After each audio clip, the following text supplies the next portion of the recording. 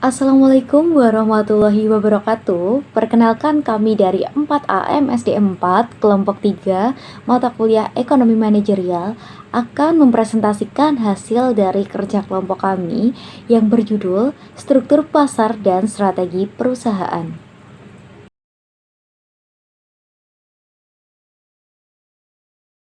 Sebelum membahas lanjut mengenai struktur pasar dan strategi perusahaan, apa sih struktur pasar itu?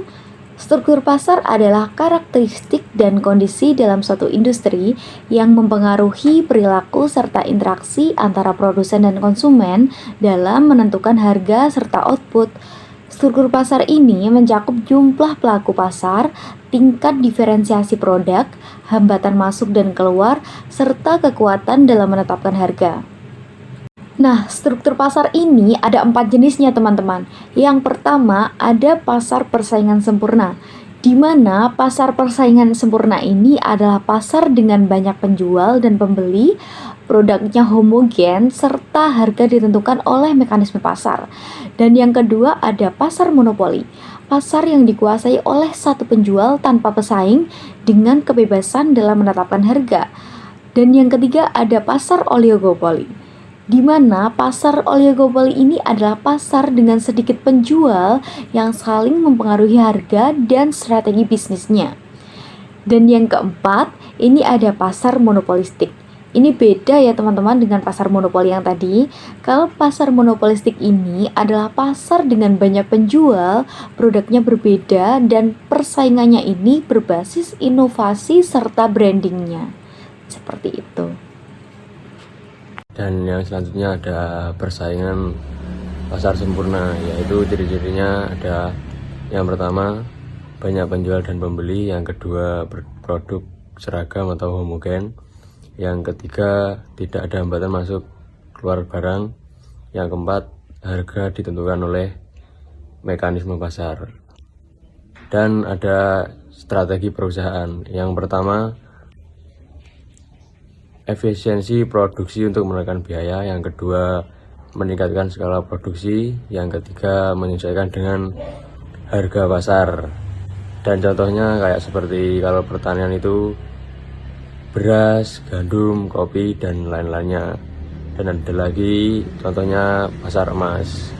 Yang selanjutnya ada monopoli, yaitu ciri-cirinya yang pertama hanya ada satu perusahaan di pasar, yang kedua tidak ada produk pengganti yang dekat, yang ketiga hambatan masuk tinggi, yaitu regulasi, paten, atau modal besar, yang keempat perusahaan bebas menentukan harga. Dan ada lagi strategi perusahaan. Yang pertama ada penetapan harga tinggi untuk memaksimalkan keuntungan, yang kedua inovasi produk agar tetap unggul, yang ketiga lobby kebijakan untuk mempertahankan posisi monopoli. Dan ada contohnya yaitu kayak seperti PLN, BPJS Kesehatan. Berikut ciri-ciri dari oligopoli. Yang pertama, sedikit perusahaan besar mendominasi pasar. Yang kedua, produk bisa homogen atau terdiferensiasi. Yang ketiga, ketergantungan antar perusahaan tinggi. Yang keempat, potensi terjadinya kartel atau perang harga. Berikut strategi perusahaan. Yang pertama, strategi harga, yaitu bisa menggunakan kartel atau perang harga. Yang kedua, diferensiasi produk, bisa menggunakan inovasi atau fitur eksklusif. Berikut contoh dari iklan dan branding. Promosi besar-besaran untuk menarik pelanggan. Contohnya industri telekomunikasi seperti Telkomsel, XL, dan Indosat. Yang kedua ada otomotif seperti Toyota, Honda, dan Suzuki. Selanjutnya ada persaingan monopolistik. Ciri-cirinya yaitu banyak perusahaan dengan produk yang terdiferensiasi.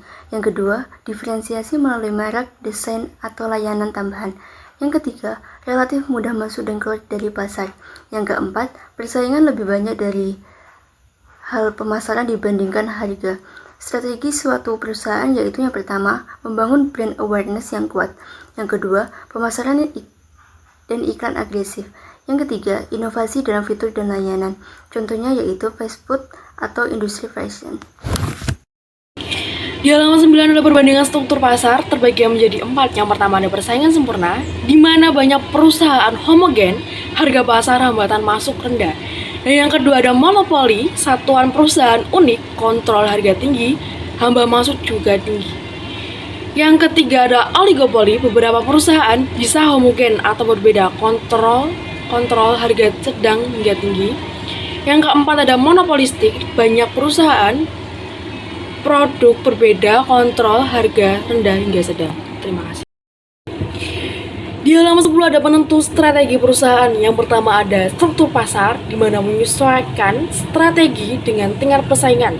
Yang kedua ada kondisi ekonomi, di mana inflasi, daya beli, kebijakan pemerintah. Yang kedua ada regulasi, pajak, subsidi, undang-undang, persaingan usaha. Yang keempat ada teknologi, adaptasi digital, inovasi produk. Strategi perusahaan dalam berbagai struktur pasar. 1. Persaingan sempurna, efisiensi produksi mengikuti harga pasar.